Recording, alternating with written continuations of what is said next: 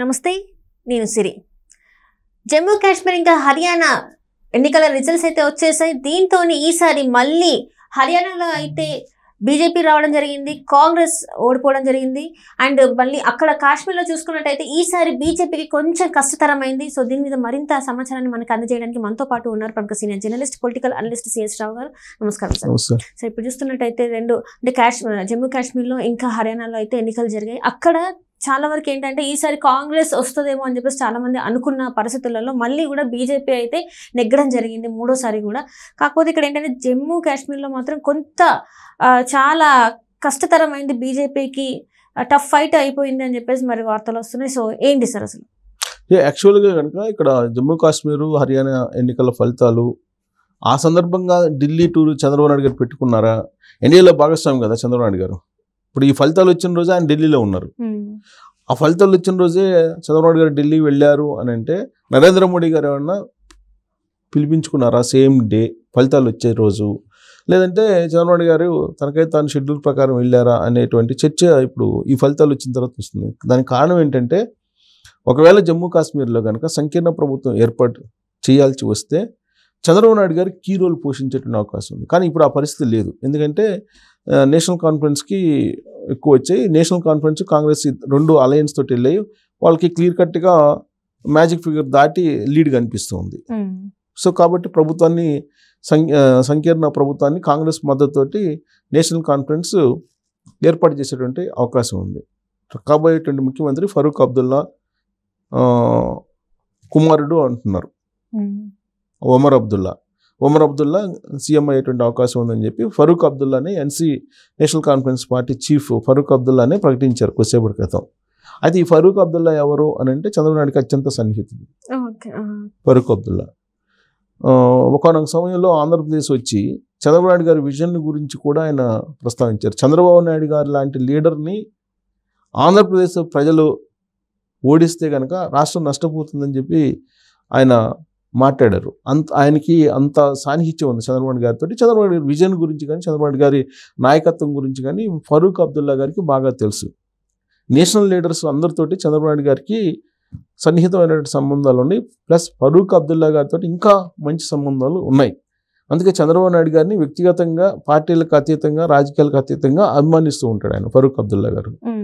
ఇంత సాన్నిహిత్యం ఉంది కాబట్టి ఇన్ కేస్ ఒకవేళ సంకీర్ణ ప్రభుత్వం బీజేపీతో కలిసి ఏర్పాటు చేయాల్సి వస్తే కాశ్మీర్లో అప్పుడు ఫరూక్ అబ్దుల్లాతో ఏమన్నా మాట్లాడటానికి చంద్రబాబు నాయుడు గారిని ఎన్నికల రిజల్ట్ రోజే నరేంద్ర మోడీ గారు ఢిల్లీలో ఉండమని చెప్పారా అనేటువంటి ఒక చర్చ ఢిల్లీ కేంద్రంగా నడుస్తుంది. అయితే విచిత్రమైనటువంటి పరిణామం ఏంటంటే ఈ రిజల్ట్ ఎవరికి నాడి అందని విధంగా, ఎగ్జిట్ పోల్స్కి కూడా అందనటువంటి విధంగా రిజల్ట్ కనిపిస్తున్నాయి. హర్యానాలో Congress party one side result వస్తుంది. ఆంధ్రప్రదేశ్లో కూటమి ఏ విధంగా అయితే వన్ సైడ్ స్వీప్ చేసిందో ఆ తరహాలో స్వీప్ చేస్తుంది హర్యానాలో కాంగ్రెస్ పార్టీ అని చెప్పి అంచనా వేశారు అందరూ. రాజకీయ పార్టీలు కూడా అంచనా వేసినాయి, ఎగ్జిట్ పోల్స్ అదే చెప్పినాయి, సర్వేలు కూడా అదే చెప్పాయి. కానీ దానికి భిన్నమైనటువంటి రిజల్ట్ కనిపిస్తున్నాయి. అక్కడ ఉన్నటువంటి 90 అసెంబ్లీ స్థానాలకు గాను 50 చోట్ల లీడింగ్లో ఉంది బీజేపీ. ఆల్రెడీ కొన్ని అనౌన్స్ అయినాయి. 50 చోట్ల 50కి మించే గెలుచుకునేటువంటి అవకాశం. Magic figure 46. సో 46కి మించి ఆల్రెడీ బీజేపీకి వస్తున్నాయి అని అంటే అక్కడ హ్యాట్రిక్ కొడుతుంది హర్యానాలో. హ్యాట్రిక్ కూడా అక్కడ ప్రభుత్వాన్ని ఏర్పాటు చేసేటువంటి అవకాశం చాలా క్లియర్గా కనిపిస్తుంది. సో అది ఒక రకంగా చెప్పాలంటే బీజేపీకి అనుకోనటువంటి ఒక విజయం అని చెప్పి చెప్పుకోవచ్చు హర్యానాది. అదే కాశ్మీర్కి వచ్చేటప్పటికి కాశ్మీర్లో 370 రద్దు చేశారు.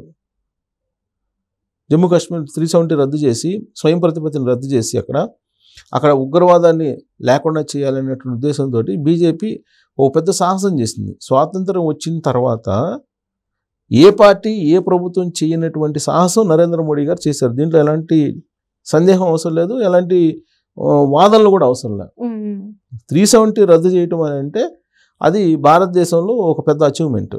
370ని టచ్ చేయడానికి కానీ దాని గురించి డెసిషన్ తీసుకోవడానికి కానీ ఎవ్వరు కూడా ఏ ప్రభుత్వం కూడా స్వాతంత్రం వచ్చిన తర్వాత ధైర్యం చేయాలి.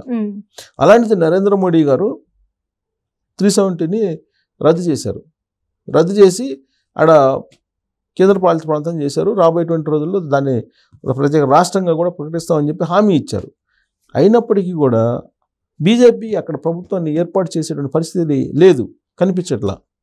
అక్కడ బీజేపీకి వచ్చినటువంటి స్థానాల్లో 30-35 లీడ్ కనిపిస్తూ ఉన్నాయి.